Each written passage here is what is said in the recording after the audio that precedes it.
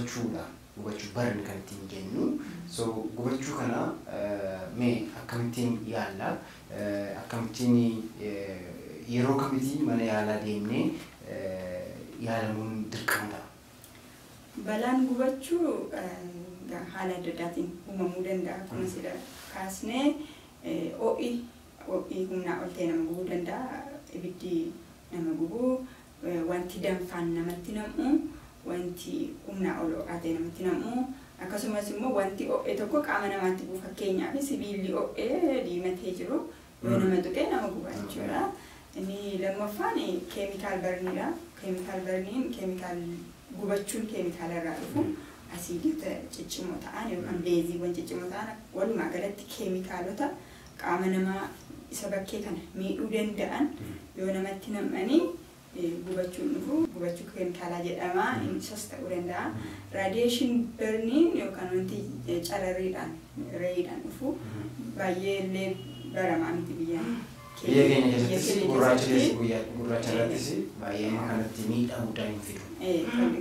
Baay'een isaanii bakkee keessa yeroo deeman keessumaa warri gogaan isaanii adii ta'e aduuma keessa guyyaa guutuu ooluun illee gubachuu raadiyeeshinii sanaa fiduu danda'a. Inni kan biraan elektirikiidha. Elektiriik barniin yookaan gubachuun elektirikaa baay'ee sodaachisaadha.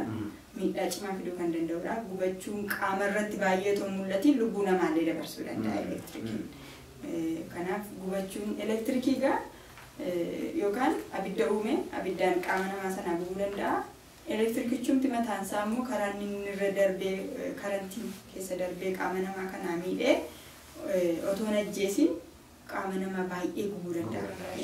Kutaa baay'ee gubuu danda'a. Inni jalqabaa namni yaaluu danda'u gubachuu gosa kamiifuu inni jalqabaa bishaan qulqulluu fi diilallaa ta'e irratti dhangalaasuudha. Baay'isanii irratti dhangalaasu jechuudha. Akka barumsaatti namni zayitii dibaa, bukoo dibaa sun saayinsiidhaan mirkanaa'aa miti. Bishaan turre jiraata. Bishaan bukoo irras zayitii irras bishaan turre salphaatti argama. Bishaan diilallaa yeroo dheeraadhaaf irratti dhangalaasu achii booddee akkasilee erbee qulqulluu irratti uffisu. Carqii jechuun uffatuma cittuu wayii ammuma lafa gubate sana uffisuu danda'u qulqulluu isaa itti uffisanii bakka sana homtuu akka hin tuqne godhanii keessumaa warra mana yaalaa dhaquu barbaachisu taanaan gara mana yaalaatti geessuu barbaachisaa jechuudha.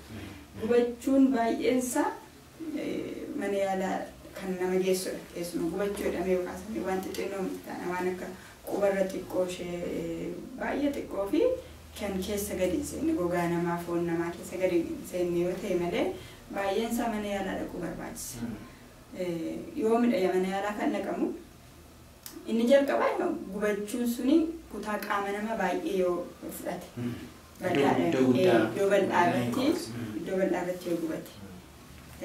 Inni lammaffaa immoo gubannaan suni waan nun ijaan arguu dandeenyu yoo ta'e iddoon kun gubateerannee egaa akka saayinsiitti akka ogeessa fayyaatti sadarkaa qaba. Sadarkaa tokkoffaa lammaffaa sadaffaa jedhee jira. Sun barbaachisaa miti. Ijumaan ilaallee kuni gubateera jennee namni dubbachuu danda'a taanaan sun dhiibbinaaf yookaan immoo gadi seenuunsa baay'ee gahaadha. Kanaaf mana yaalaa dhaquu barbaachisa. Ijumaan illee rikognaayiz gochuu danda'anii naani bakka sun gubannaa digiriinsaa gadi bu'aadha jedhanii mana yaalaa dhaquun barbaachisaadha jechuudha. Barbaachisaadha. Gadi seeneera jechuudha. Keessumaa immoo bishaan uumee jennaan akkasii boshoqqeedha. Bishaan naqataa tokko gogaan namaa ol ka'ee jalatti bishaan naqata yookaan gogaan sun inni boshoqqeedha irraa ka'ee jala waan adii wayiitti ba'ee jennaan yookaan waan gurraacha wayiitti ba'ee jennaan inni keessumaa baay'ee gadi siqaadha jechuudha. Atattamaan yaala barbaachisa.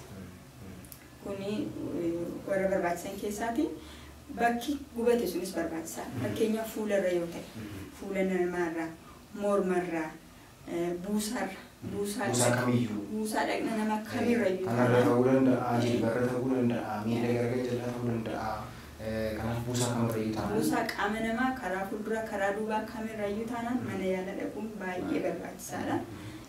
Inni kan biraan naannoo qaama saalaa fi naannoo taa'aa karaa bobbaa namni ba'u naannoo mattiin taa'an kanaa fi qaama saalaa dabalatee gubannaa gosa kamiyyuu jiraateennaani yaalii hatattamaa barbaachisaa jechuudha. Kanaafuu mana yaalaa deemuun barbaachisaa ta'a. Mana yaalaa deemuun barbaachisaa. Keessumattuu daa'imman taanaan gubachuu gosa kamiyyuu irratti ilaaluun barbaachisaadha. Daa'imman yoo ta'e immoo gubachuu gosa kamiyyuu fuudhanii mana yaalaa deemuun barbaachisaadha jechuudha. Kanaafuu gargaarsa jalqabaa nuun laannuuf namni tokko yoo qomisaa kanarra gubatee dursa bishaan itti naqnee qabbaneessuun barbaachisaadha jechuudha inni jalqabaa. Achi booddee carqiidhaan haguugnee gadi lixeera yookaan immoo bal'aadha jennee yaadna taanaan yeroo sana mana yaalaa deemuun barbaachisaa ta'a jechuudha. Kun waan baay'ee murteessaadha jechuudha.